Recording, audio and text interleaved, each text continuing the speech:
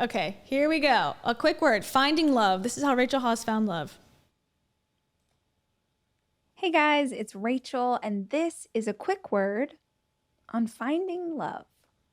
I have a very dear friend who went through a breakup last year and is looking. She never has any dear friends. Anytime she says I have a dear friend, it's a lie.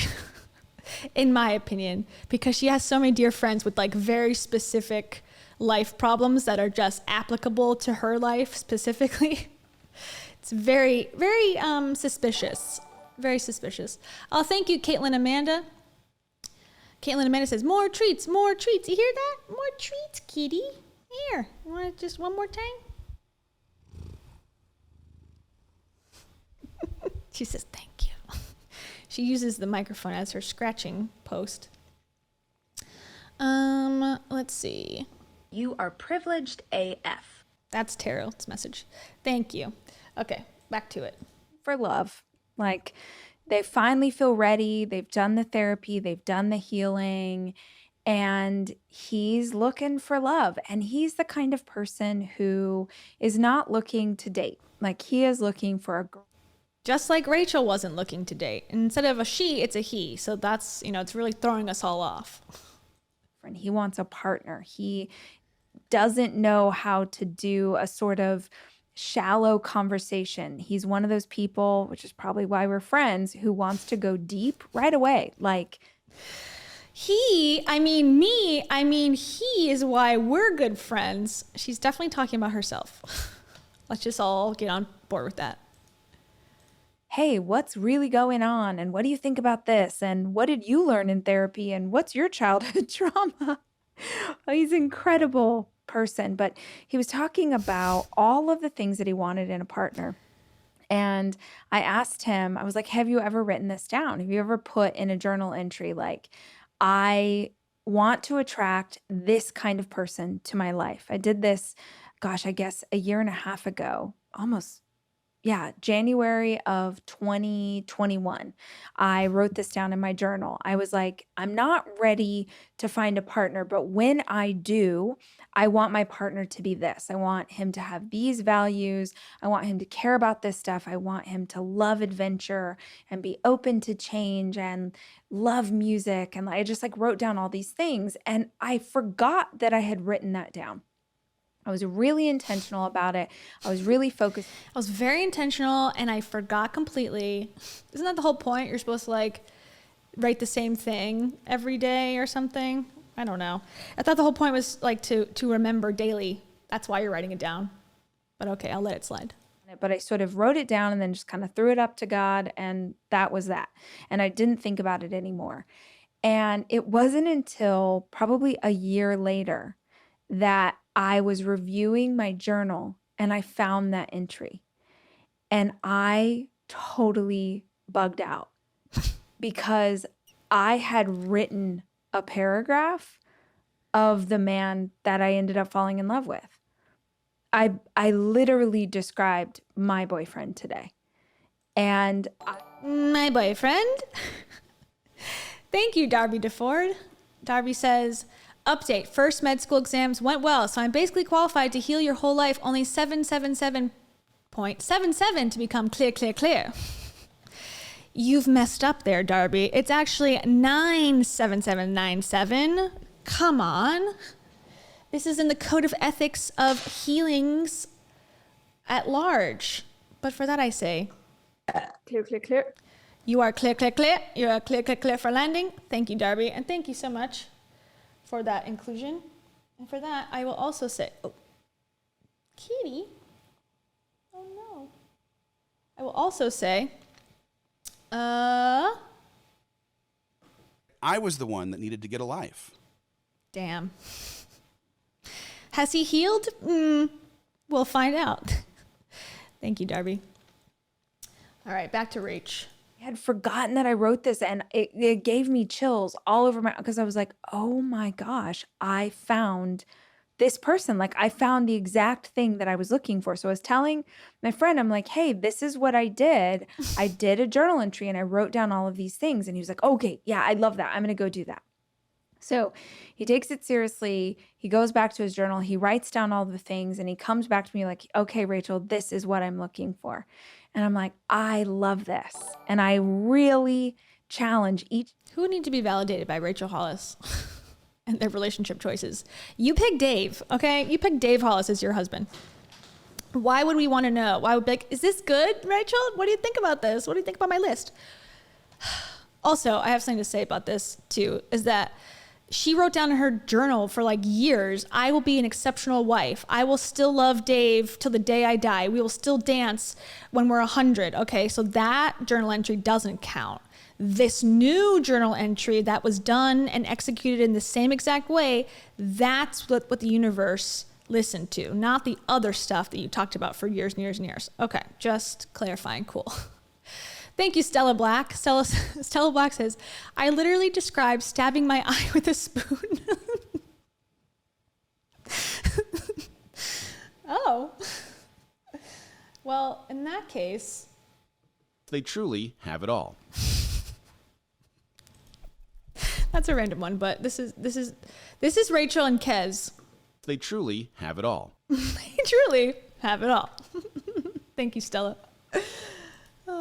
Every one of you who is looking for love, who wants to find a true partner, someone who meets you, head to head, heart to heart, toe to toe, all the ways. If you want that, I challenge you to do this and to write it down in your journal. And then I challenge you with this question. Are you all of the things that you're looking for? Because we don't attract into our life what we want. We attract into our life what we are. Yes. Your partner, your friend circle, your job, all of it on some level is a mirror of who you are as an individual. So if you want to find love, if you want to find that authenticity, if you want to find this person, you have to be this person. If you're saying that you want someone with integrity, but you struggle with integrity, there's going to be a misalignment.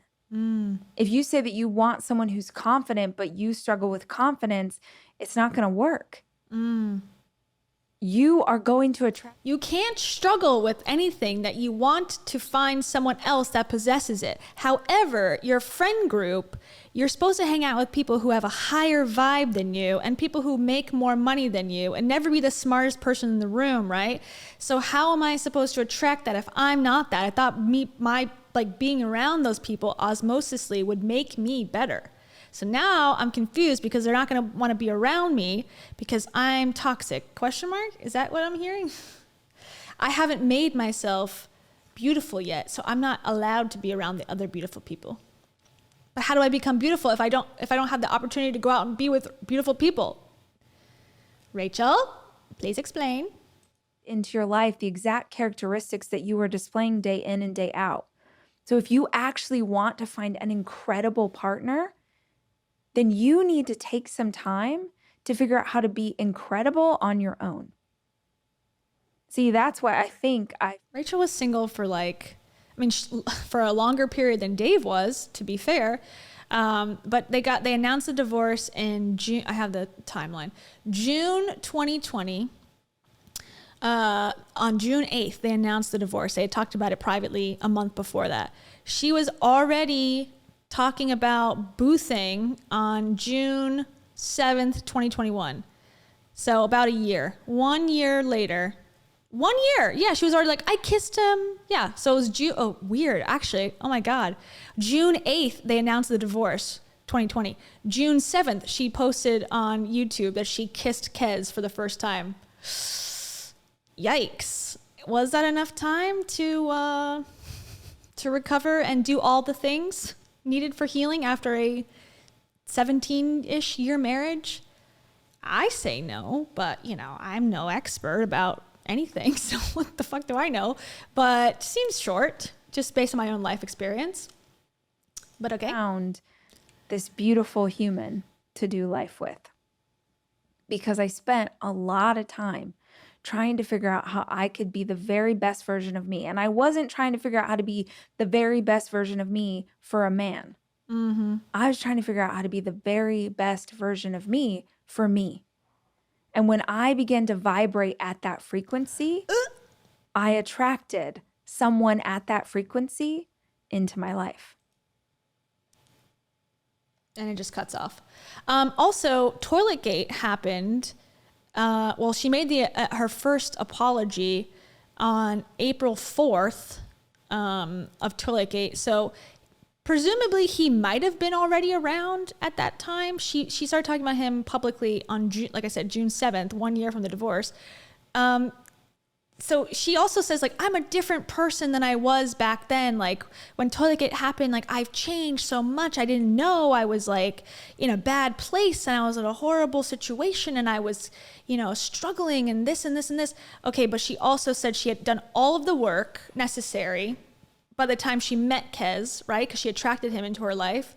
So that's like a month in between at the latest. Like, if she's already talking about kissing him publicly, like, I'm confused, because she said that she was like, she's done the work since then, since Toiletgate, but the timeline's not making sense for me here.